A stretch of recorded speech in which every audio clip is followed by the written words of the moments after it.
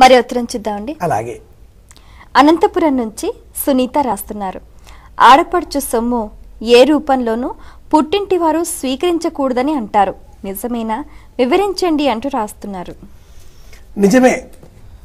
ఆడపడుచు సొమ్ము, ఈ స్త్రీ ధనం 9 రకాలు అంటూ యాజ్ఞవల్కుడు వివరిస్తాడు. 9 రకాలైన స్త్రీధనం ఉంటుందిట. మనకు తెలిసి వివాహ సమయంలో పసుపు కుంకాల కింద తల్లిదండ్రులు ఇచ్చేటటువంటి అరా ఎకరా చెక్క మడి మాగాణి పొలమే అనుకుంటారు. 9 రకాల ధనం ఉంటుంది. పుట్టిన సమయంలో మేనమామ ఇచ్చేటటువంటి బాలతొడుగు, ఇతర కార్యక్రమాల సమయాలలో అంటే అన్నప్రాశనం, అక్షరాభ్యాసం, ఇలాంటి సందర్భాలలో కూడా ఆ అమ్మాయిని ఆశీర్వదించి చుట్టాలు పక్కాలు బంధువులు ఇచ్చినటువంటి ధనం కానీ, ఆభరణాలు కానీ, వస్తువులు కానీ ఆ అమ్మాయివే, అది కూడా స్త్రీధనమే. వివాహ సమయంలో తల్లిదండ్రులు ఇచ్చేటటువంటి పొలం పుట్ర ఇవన్నీ కూడా స్త్రీధనమే. బంధువులు ఇచ్చేటటువంటి కట్నకానుకలు ఆ అమ్మాయికి చెందాలి.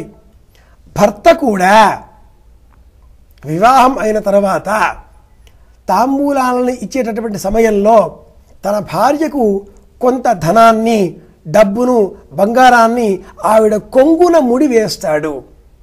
అది స్త్రీధనం. అలాగే కుమారుడు కూడా తాను సంపాదించేటటువంటి సంపాదనలో మొదటి సంపాదనను తల్లికి అందజేస్తాడు. అది కూడా స్త్రీధనం. ఈ విధంగా 9 రకాల స్త్రీధనాలు స్మృతులలో చెప్పబడి ఉండగా ఎట్టి పరిస్థితుల్లోనూ కూడా స్త్రీధనాన్ని స్వీకరించకూడదు అంటుంది ధర్మం. ఉత్తమం స్వార్జితం విత్తం, మధ్యమం పితురార్జితం, అధమం భ్రాతృరాజ్యంచ స్త్రీ విత్తం అధమాధమం. ఈ శ్లోకం విన్న తర్వాత ఆడవాళ్ళందరూ కూడా మేము సంపాదించే డబ్బు అధమాధమం అన్నారేమిటి కాకునూరి వారు అని అవమానపడకండి. ఆ ధనాన్ని ఆశించే వాళ్ళు అధమ స్థితిలో ఉన్నారు అని చెప్పడమే నా ఉద్దేశ్యం.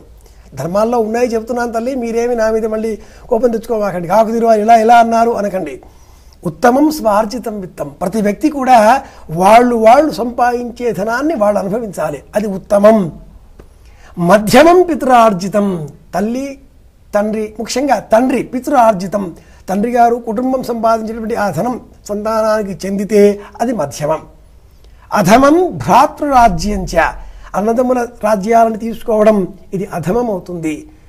అలాగే స్త్రీధనాన్ని తీసుకోవడం 4వ స్థాయిగా ఈ స్మృతులు నిర్ణయించాయి కాబట్టి తీసుకోవడం తప్పు. అది వారి ధనం, వారినే అనుభవించే విధంగా ఏర్పాటు చేయాలి అంటుంది సంస్కారం.